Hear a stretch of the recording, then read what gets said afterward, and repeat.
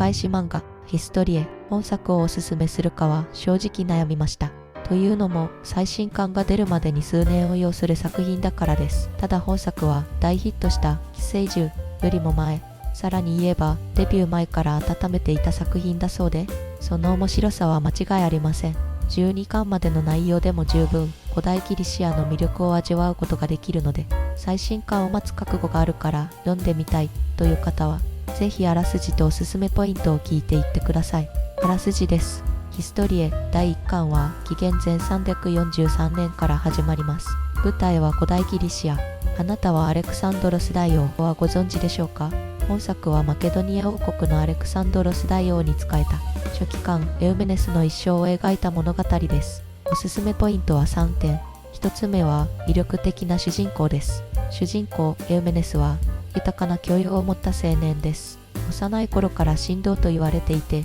運動神経も高く手先も器用、言うことなしのチート級の能力を持っている人なんやけど、その出自がスキタイ人だったということで一度奴隷身分に落ちてしまいます。エウメネスがスキタイ人で奴隷だったというのは本作の創作設定で、実際にはエウメネスが書記官になる前の暮らしはよく分かっていません。物語では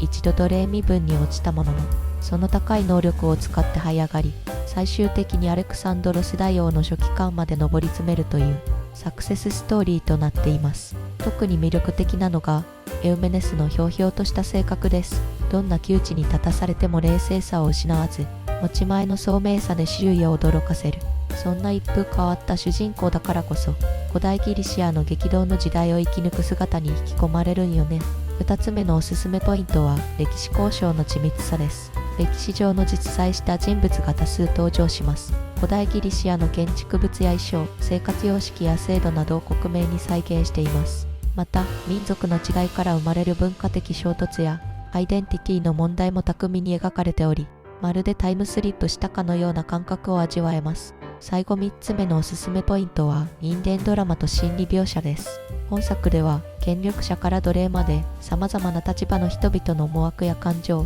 生き様が繊細に描かれています。蛮族と呼ばれる人々や力を持たない奴隷たちの感情も彼らの表情や身振りによってしっかりと伝わってくるんよね。世界史の授業で覚えられなかったカタカナの名前もこの漫画を読むと自然と頭に入ってくるのはキャラクターとして魅力的に描かれているからやね。古代ギリシアのことを知るにはうってつけの作品のため、ぜひたくさんの方に手に取っていただきたいです。